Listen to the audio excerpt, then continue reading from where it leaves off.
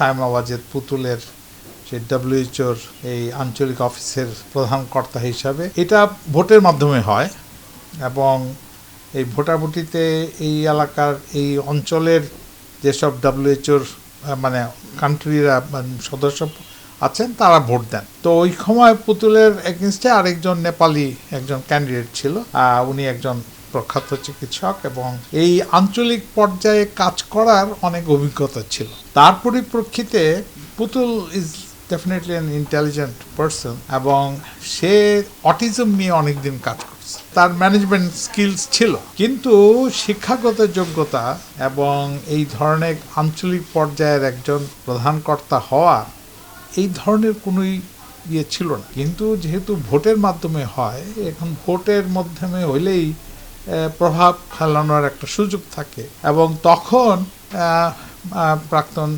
প্রধানমন্ত্রীর সুযোগ প্রভাবের সুযোগ তো অবশ্যই নেওয়া হয়েছে এবং এটা নিয়ে তখনই ল্যান্ডসেটে একটা প্রতিবেদন আসছিল যে এই জিনিসটা কেমন হইল, ডব্লিউএইচওর মতন একটা প্রতিষ্ঠানের আঞ্চলিক প্রধানকর্তা তার এই ধরনের অভিজ্ঞতা না থাকা সত্ত্বেও সে হয়ে গেল।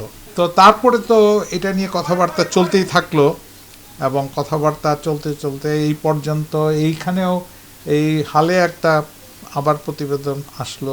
ওই তখন থেকেই কিন্তু আমাদের দেশের বহু পণ্ডিত ব্যক্তিরাও এটার ইয়েটা সমালোচনা করতেছিল। তো এখন যখন পরিবর্তনের সময় আসছে, আমরা তো মনে করি যে এটারও পরিবর্তন হওয়া উচিত, কিন্তু আমরা জানি যে ডব্লিউএইচওর এই প্রক্রিয়ার মধ্যে এটা নাকি একবার ইলেক্টেড হইলে পরে আবার পরিবর্তন করা যায় না।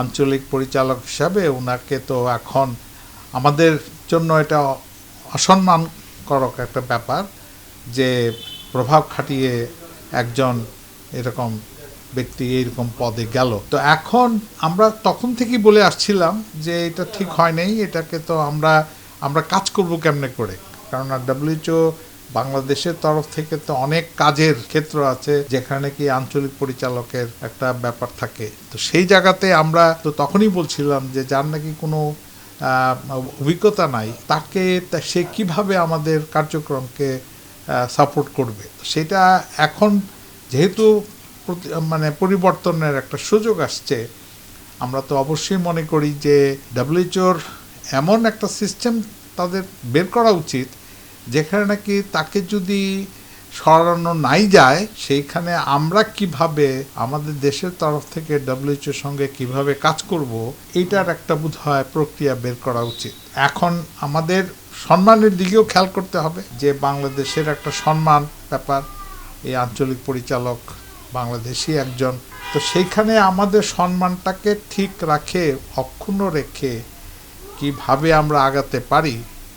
আমরা তাদের নিশ্চয়ই প্রক্রিয়ার মধ্যে আছে বিকল্প কোনো লোকজনের কোনো ব্যবস্থা করা, অল্টারনেট, যেমন ওয়ার্ল্ড ব্যাংকে আছে অল্টারনেট ডিরেক্টর বলে, তো অল্টারনেট তো হইতেই পারে, সেটা সেখানে হয়ে একজন যোগ্য ব্যক্তি যদি আসে